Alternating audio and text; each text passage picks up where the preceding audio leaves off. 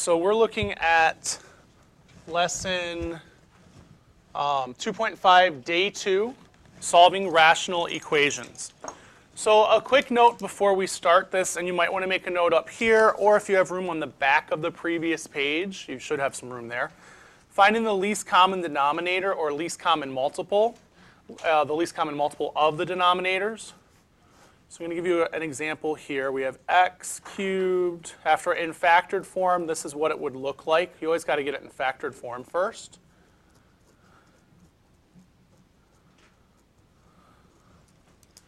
So there's an example of finding the least common denominator. When I go to find the least common denominator, I always take one of every factor that they have in common. Even if I have multiples of these, I'd look at all three. You take one of each common factor. It's going to include one of each common factor and all the leftovers. That's how I approach it. Other people approach it by saying something else, and I'll put that down in a second. Okay? So really, here I have x, and here I have x cubed. How could I break this down? This is really what? X times x squared. So my common factor is x. I'd get one of those. Any other common factors? X minus 2. So I'd have one of those. And then all the leftovers have to go in too. So I need to include the x squared, and I need to include the x plus 1, and I need to include the x minus 1. Those are what I consider the leftovers.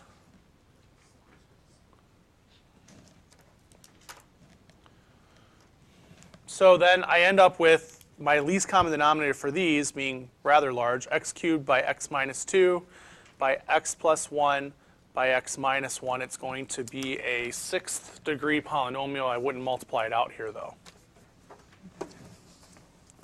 Questions on that? Yes?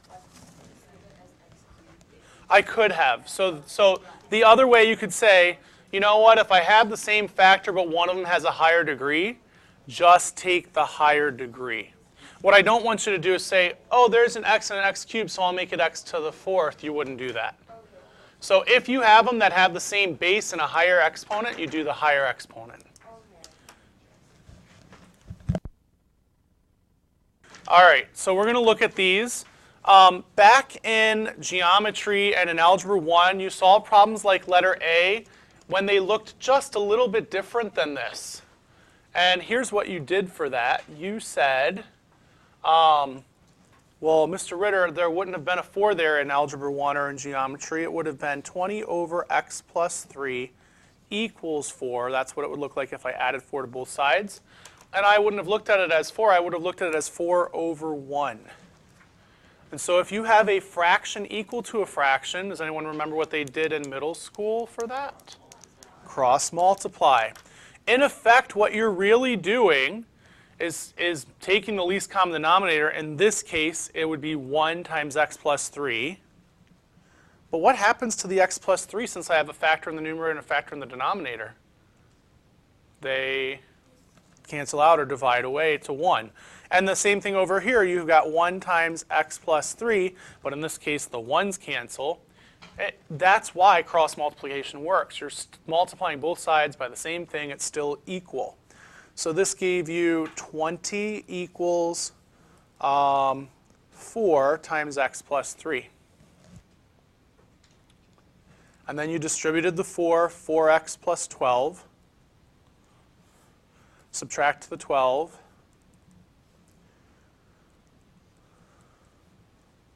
Divide by 4, you'd get x equals 2.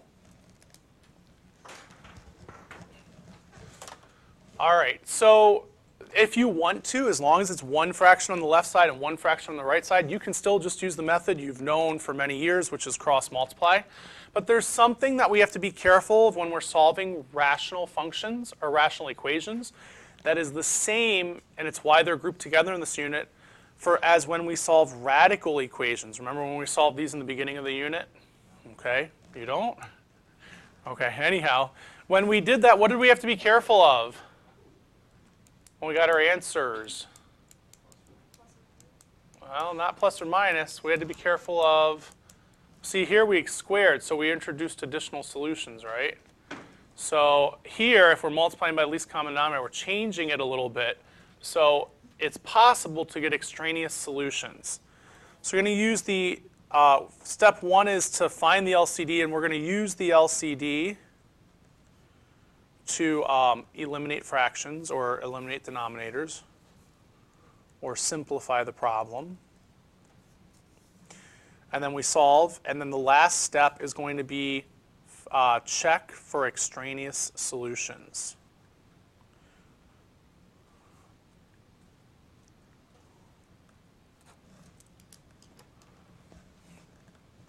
So in this case, we just cross-multiplied, but it's like we multiplied by the least common denominator. We got an equation, we solved it, we got our answer. Now to check for extraneous, I'm just going to go to my calculator, and in y equals, I'm going to plug in the left side, 20 over the quantity x plus 3. And the right side of the equation, oh no, that was minus 4, so let me put a minus 4 after that. On the right side of the equation, I have 0. So now I hit second, and when I put in 2, I get 0 for both the left and right side. So we did do it correctly. The answer is 2. It's good. Any questions on that first example? All right, so letter B and some of the other examples get a little bit more complicated than that. Let me zoom in so you can actually see it. It's really small print. All right, so I do need to factor first to find the least common denominator. So this is really x minus 4 by x minus 2, which is really convenient because then when I'm looking between the three of them, I have a common set of x minus 4 and a common set of x minus 2.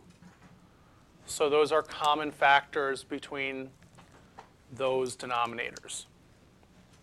So if I multiply this, those denominators should all cancel. Sometimes I'll have stuff left in the numerator.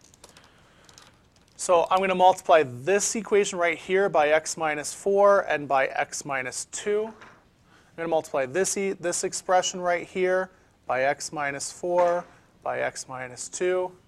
And this last expression, every term basically, every single term gets multiplied by the least common denominator. Now what's going to happen on the left side of the equation? Both terms, yes. Both terms, the x minus 4 and the x minus 2 are going to cancel, leaving just 4. So I had a denominator of x minus 4, x minus 2, and here I've got 4 by x minus 4 by x minus 2. So since I've got a factor on top and bottom and a factor on top and bottom, they cancel. I didn't multiply it out because then I'd have to factor it again. Yeah. So the least common denominator. Yes. Was this? Because they're like the same on both sides. Because I have, well, kind of. I have, if I were looking for just this side, it would be, hey, it would be, I don't have any common factors, so this would be x minus 4, x minus 2, x minus 4 to convert those to the same fraction. And this one already had those as factors. Okay, So I didn't have to, yeah, no, didn't have to have multiples of them. So now on this one, the x minus 2, as long as when you do it, everything cancels, then you had the right least common denominator. If they don't, then something's wrong. And here, so that leaves me with 3x and x minus 4. So I'm just going to write that out as 3x by x minus 4 for now. Plus, here the x minus 4 cancels, so I'm left with 2 by x minus 2.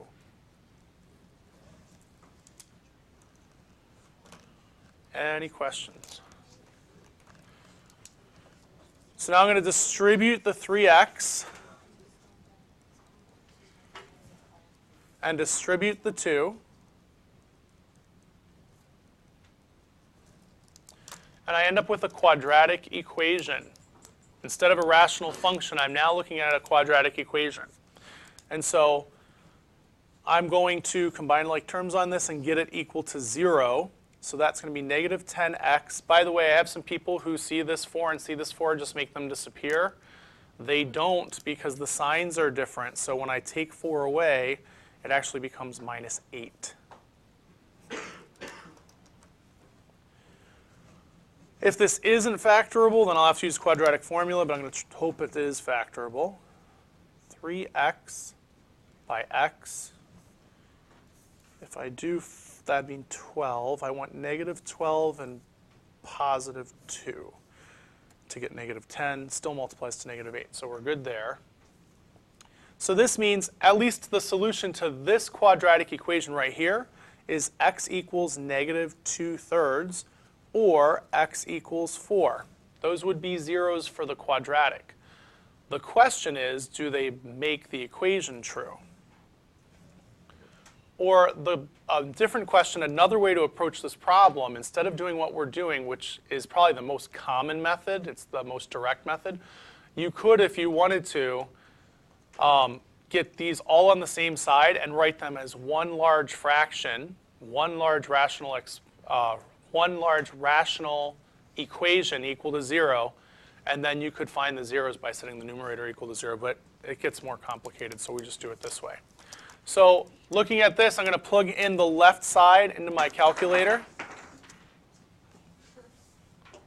So here's the left side of this equation, which is 4. So y sub 1 will become 4 over, in parentheses, x squared minus 6x plus 8. On the right side of the equation, I have 3x over, in parentheses, x minus 2, plus 2 over, in parentheses, x minus 4. Just double check, make sure I put it all in correctly. So now I go to my table, and our answers that we had were negative 2/3 and 4. The negative 2/3 gives us the same answer on both sides. The 4 gives us that there's an error on both sides. I wonder why that gives us an error on both sides. Anyone know? Yeah, x minus 4. So x can't be 4 for this fraction, and x can't be 4 for this fraction either. So it is part of the domain restrictions for the right side and the left side if I treated those as separate functions.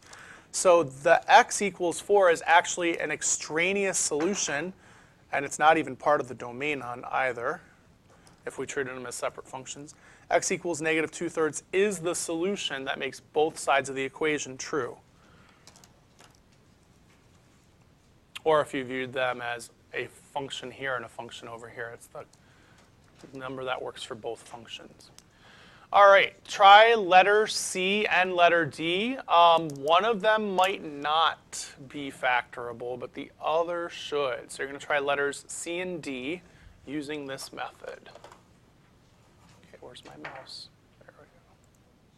Which numbers? Square root of 40. Square root of 40 was b squared, which is negative 8, squared is 64, minus 4 times a times c, using the quadratic formula, because this is not factorable. So that gives you 40 as the discriminant. Square root of 40 broke down to 2 square roots of 10. 2 over 2 simplifies to 1. 8 over 2 simplifies to 4. So now I'm going to go to my table, now that I have the left and right side entered, and I'm going to plug in 4 plus the square root of 10. I get 0 for both of them. 4 minus the square root of 10. I get 0 for both of them. So both are solutions. Both are solutions. There's 2 solutions to this problem, and that's them right there. No extraneous.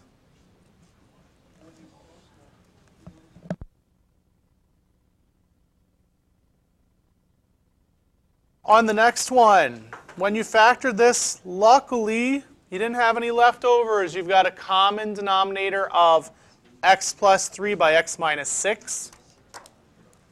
So I'm going to multiply every numerator by x plus 3 and x minus 6. But I'm not going to multiply it out until I've simplified the fractions, basically gotten rid of my denominators.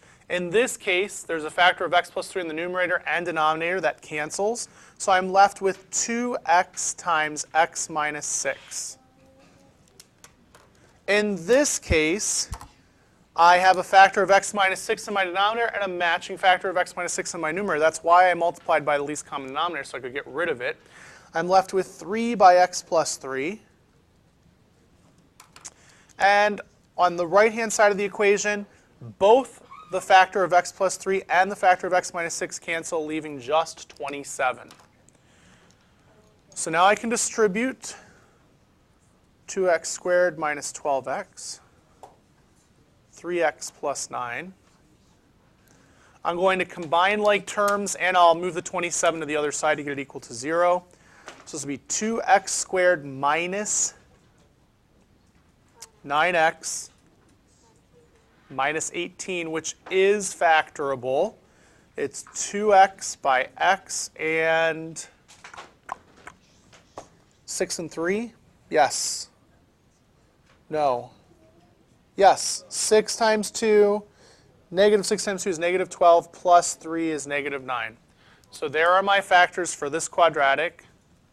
So x is either negative 3 halves, or x is 6, or neither, or both. I'm not sure which one until I go back to the original equation. I'm going to put in the left-hand side 2x over the quantity x plus 5 plus 3 over the quantity x minus,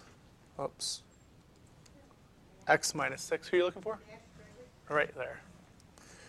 Thank you. On the right-hand side, I have 27 over, in parentheses, x squared minus 3x minus 18. Close parentheses. Just check to make sure I closed parentheses up here. I did. Go to my table and plug in negative 3 halves. And they're not equal. Plug in 6. Wait a second. They should have been equal. What did I do wrong?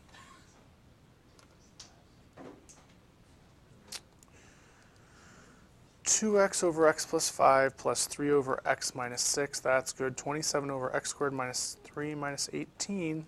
That's good too. Yeah, neither one of those. They're not the same answer, right? So guess what?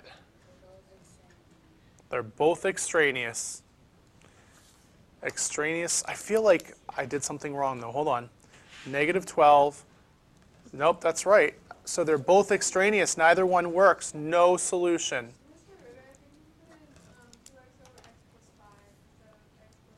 Did I? That could be why they didn't turn out. I did. That's why they didn't turn out the same. Thank you. It was x plus 3, right? Okay, let's check that again. Whoops. Negative 1.5 does work. Thank you. So it is x equals, it's not no solution, it's x equals negative 3 halves. That gave us the same answer. All right. Let me mute this. All right, so some of you are starting the assignment. Some of you want to see an additional example. The factors of this are x minus 5 by x plus 2.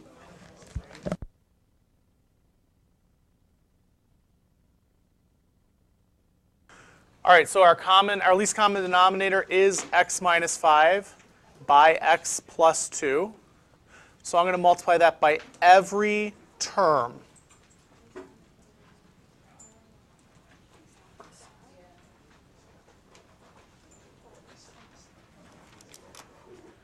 Does that make sense so far? Yeah. All right. So now, on this one, the x plus 2 cancels. I'm left with x by x minus 5. Now I see it. That's what I was confused on. Weren't sure how they were canceling? Yeah. Okay. Does it make more sense now? Yeah. Okay. Yeah. And then here they both cancel, so I just have 14. Okay. So we get our solutions and plug them back in to make sure that they are. So they might both be extraneous.